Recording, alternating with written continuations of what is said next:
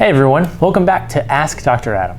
Today we're tackling a topic that hides in plain sight but plays a huge role in electronics reliability: ionic contamination.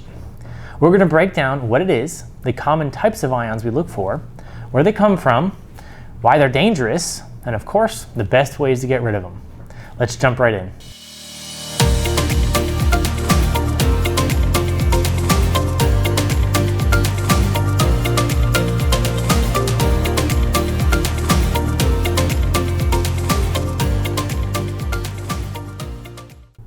So first, what is ionic contamination?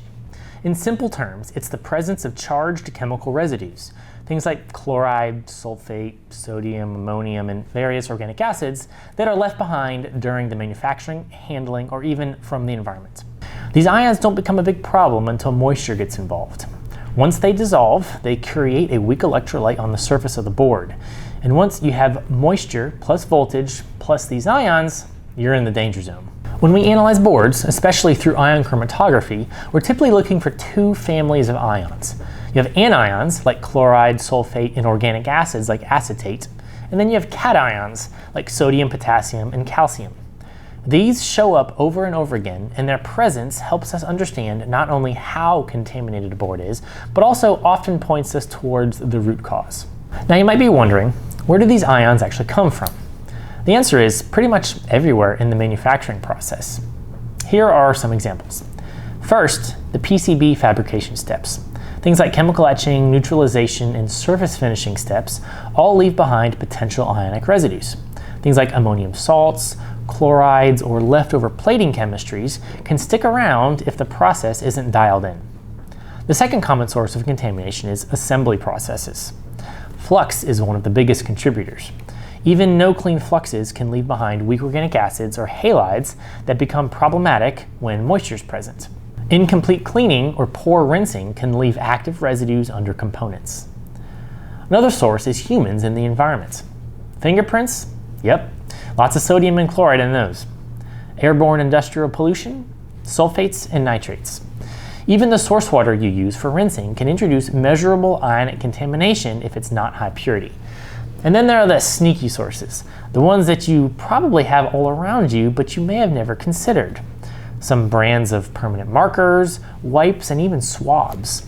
These can all leave behind ionic residues detectable by IC. Even well-meaning operators can unknowingly add contamination simply by touching or marking boards. So why does any of this matter? Well, because ionic contamination leads directly to reliability problems. Problems like corrosion, electrochemical migration, and dendrites. So let's talk about solutions.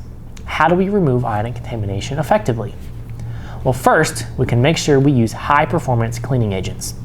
Your chemistry needs to solubilize both organic and inorganic residues. Modern engineered cleaning fluids do this extremely well. Second, rinse. Rinsing is critical. In fact, research shows that source water quality is a significant contributor to residual ion levels. If your rinse water isn't clean, your boards won't be either. And third, you can control your process. Aging wash baths accumulate residues and lose effectiveness. Regular bath monitoring is essential. And fourth, you can prevent recontamination. Avoid touching the boards, dirty wipes, or marker labeling.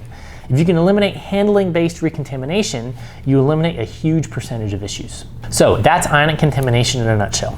What it is, where it comes from, why it matters, and how we remove it. The key takeaway? Even trace amounts can cause big reliability problems. But with the right cleaning processes, proper rinsing, good handling practices, and effective analytical tools, you can control it. Thanks so much for watching. If you enjoyed the video, don't forget to give it a thumbs up and let me know your thoughts or questions in the comments below. You can always email questions or comments to askdradam@kaizen.com. If you're new here, make sure to hit that subscribe button and turn on the notification bell so you don't miss any new episodes. And as always, stay clean.